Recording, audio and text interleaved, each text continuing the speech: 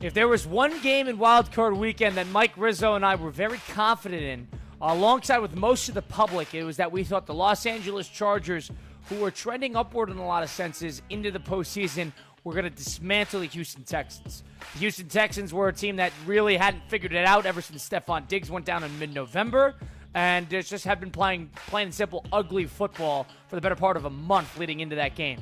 We were dead wrong. Dead wrong. We were. Houston Texans 32-12 in that one.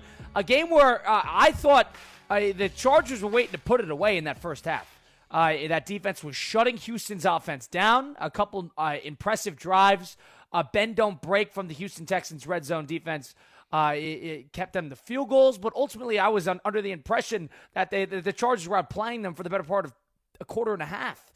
And that game just completely got out of hand, and Herbert, most importantly, Justin Herbert, the quarterback, completely collapsed. Walls caved in on him, and weirdly enough, the moment looked too big. It's Russo and Rizzo on ESPN 106.3 with Colin Russo and Mike Rizzo on ESPN 106.3. 888-760-3776. The number to get into the program, that's 888-760-3776. Justin Herbert, Mike, yeah. I mean, let's call it like we see it.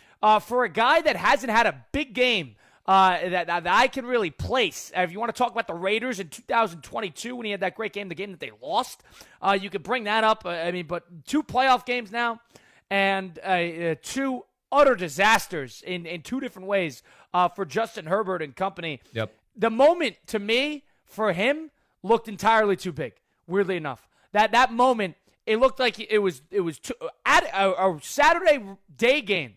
The first game of the wild card slate in Houston looked to be too big for Justin Herbert. That was my take. I was totally wrong. First off, I want to apologize to all of our great listeners out there. I know I am the leader in the clubhouse of the Justin Herbert fan club. Colin, I still would take Herbert over a lot of quarterbacks in the NFL, but the fact of the matter is he's known for choking in the playoffs right now. And it even stems before this. It stems to losing to your Jaguars when they were up, 3 scores they were at up halftime. 27-0. Yeah, they were up at halftime. Then they capitulate in the second half and completely ruin that game.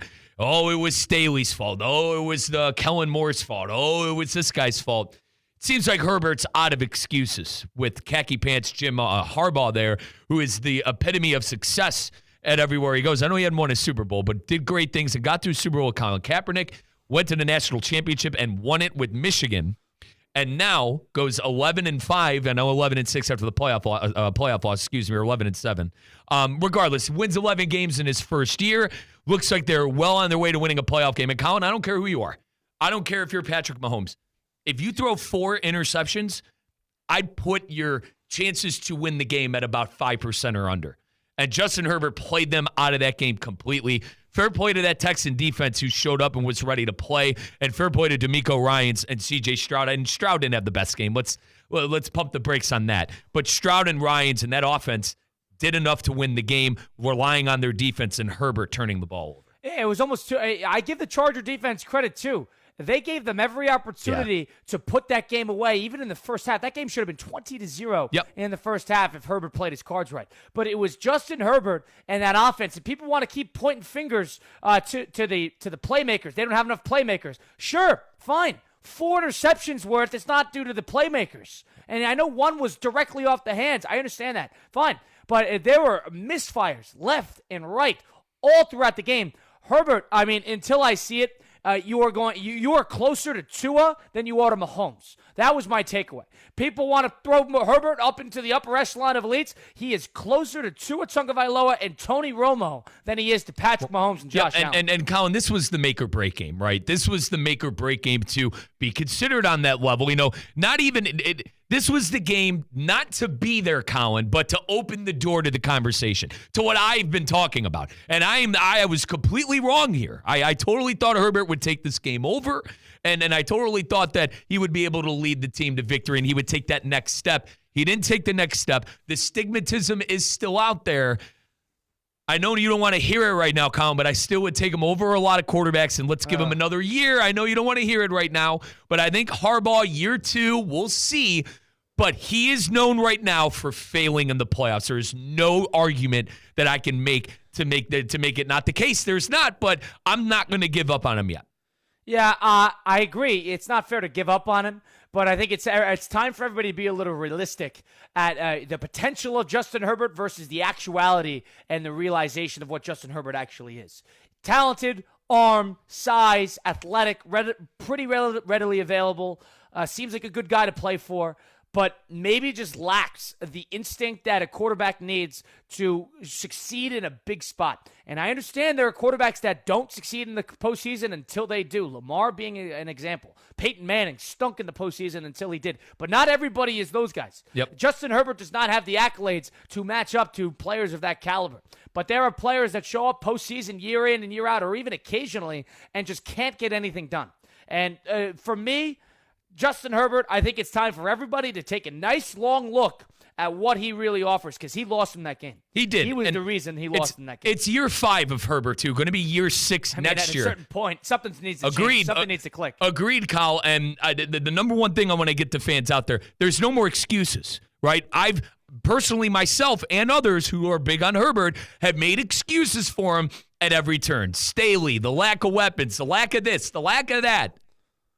It's no more excuses, bud. This is on Herbert, specifically throwing 4 interceptions in a game. Terrible. In my opinion, they should have won. Bad. It was bad, Colin. So bad. I turned it. Colin, gotta be honest with you. I turned it off. I turned it off about end of the third quarter. I said I have no interest in watching this game anymore. So bad.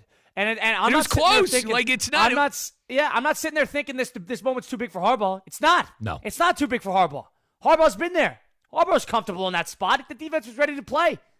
It was the quarterback who was not ready to play. Find me a coach who's going to win with his quarterback throwing 4 interceptions and putting you behind the 8 ball. Defense played great. They were on the field the whole game, and they were put in horrible situations. So, just an inability to really show up in a big way. He had an opportunity there against a team that was reeling and a team that hadn't played well. C.J. Stroud, like you said, C.J. Stroud did not play a great game. He didn't. So I'm not going to sit here and act like C.J. Stroud took them down the field and won that game for them when it was really the defense that put them in positions to win. And credit to I'm probably not giving enough credit to the Texan defense. That Texan defense got 5 interceptions at a Goff.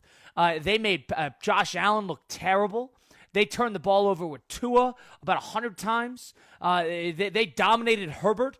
This is a defense that Patrick Mahomes, they played okay against. It's a defense that's very underrated and turns the ball over quite a bit. So credit to them. Understood. This is the playoffs, and the offense didn't even bother in the playoffs. I'm a little over that. Let's pause on the statue for Justin Herbert. That's my takeaway at the moment. I think we're done on the statue until for somebody who hasn't accomplished anything in the regular season and hasn't accomplished anything in the postseason, and somebody who through 5 years, I cannot think of a Justin Herbert game. I cannot think of, that was Justin Herbert's game right there. What, the Raider game that they lost 3 years ago? Maybe. Other than that, not many. We roll on here. We got to do a little